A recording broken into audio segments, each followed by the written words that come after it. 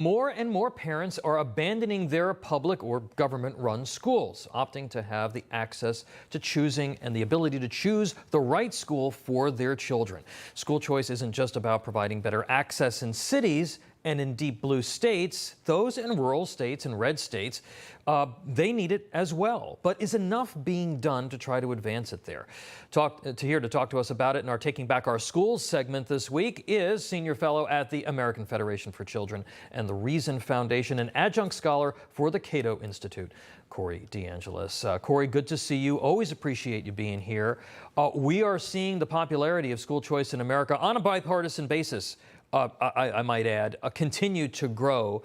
After the midterm elections last month, you wrote in the Wall Street Journal saying that education freedom is coming around now for both Republicans and Democrats. Expand on this for us.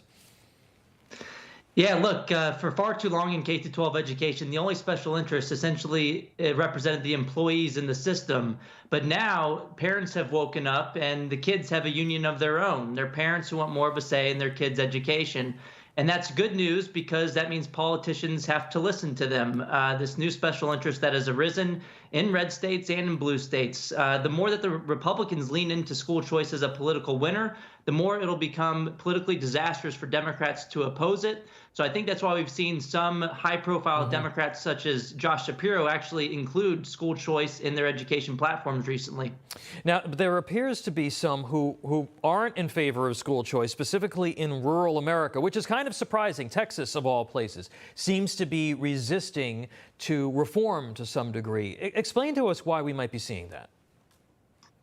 Well, you'll hear some people say in rural areas that, well, on the one hand, we can't use school choice all that much because we don't have a lot of private schools in the area and they're kind of spread out. But then they'll say, on the other hand, in the next breath, that, well, this is going to destroy our public schools, which are so great in our rural communities. Well, one, if there are really good schools in the rural communities, you have nothing to worry about. But then two, if you don't have a lot of exit options, if families aren't going to be fleeing to alternatives, you should have the least to worry about. You're the last person who should be arguing against school choice policies if you're afraid that your schools are going to be destroyed. But the reality is competition is a rising tide that lifts all boats. The public schools actually up their game in response to competition, and they do a better job. And this is why education savings accounts are so important, like they passed in Arizona. You don't have to use the funding at a brick and mortar private school. You can use the funding for private tutoring, for micro schools or homeschool curriculum. So you don't have to build a new school in the rural area in order to use school choice policies like education savings accounts. So I'm really optimistic that Texas is going to get something done.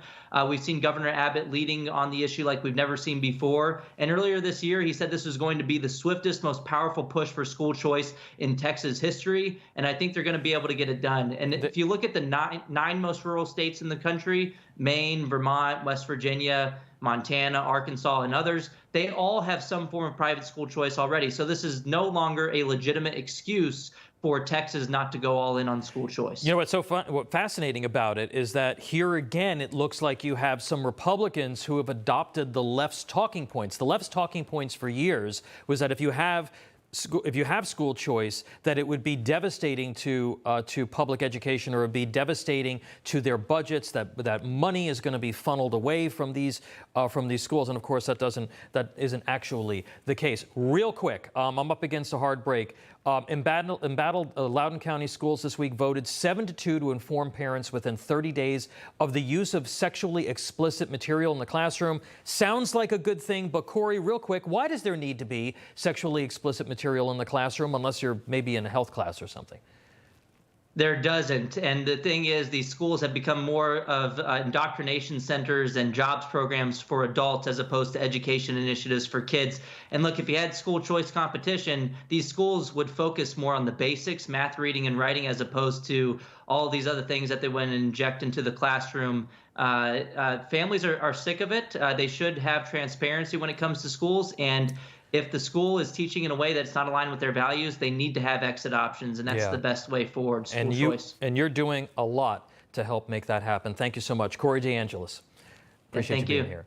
No crooked establishment. None of that twisting the truth. No talking down to me. Don't tell me how to think. Don't tell me how to think. Don't tell me how to think. I trust Newsmax. Newsmax. They don't tell me how to think. They let me decide. Newsmax. real news For real people.